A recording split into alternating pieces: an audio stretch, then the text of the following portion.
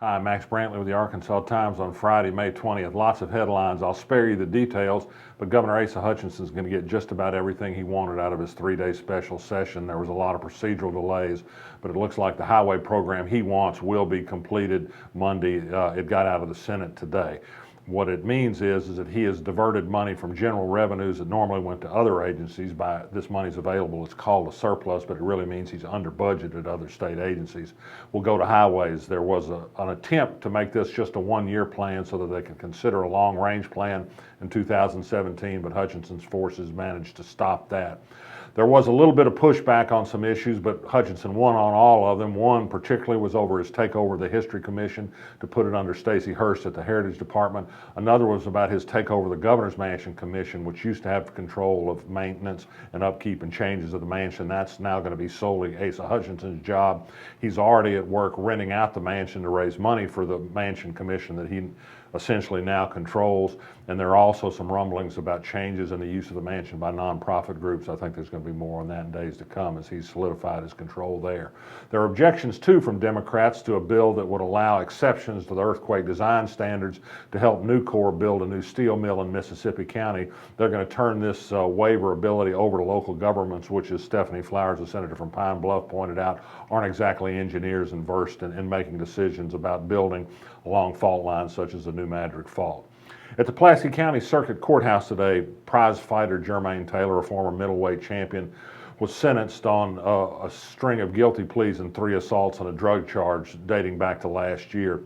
He got a suspended sentence from the judge, 6 years on most of the charges. If he misbehaves, he might have to go to prison. He also got a small fine and some community work punishment.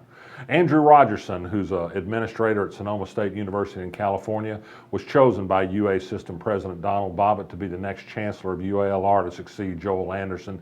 The UA board will have to confirm that choice next week. It's a $350,000 a year job. Good news in Arkansas on the economic front to a degree, although not necessarily high pay. People are working in Arkansas. The unemployment rate dropped to 3.9% in April, and the workforce reached a record level of 1.3 million. Most of the job increase came in service jobs like restaurant, retail, and health services, but they are jobs. Late yesterday, after we taped, the Supreme Court turned down David Couch's appeal of the fact that Attorney General Leslie Rutledge won't approve the form of his amendment to tighten the ethics law in Arkansas. The effect of this decision is that it kills that proposal this year. Couch said he'll be back in 2018.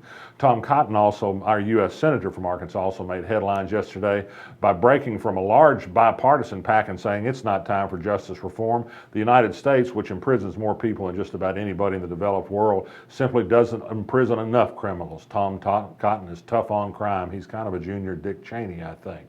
The Tax Foundation issued a report today that said Arkansas could realize as much as $48 million a year if it would tax marijuana at a level that Colorado and Washington are taxing it since they've legalized it. There's some proposals circulating to legalize marijuana either totally or for medical purposes in Arkansas, but they haven't made the ballot yet. They'd be voted on in November if that would happen. At the city board, Brad Cazort, a 20-year member of the board, says he won't run again. That leaves Kathy Peck, the owner of Trios, as the only announced candidate for the Ward 4 seat, so there may be at least one change on the city board next year. We hope there may be some more.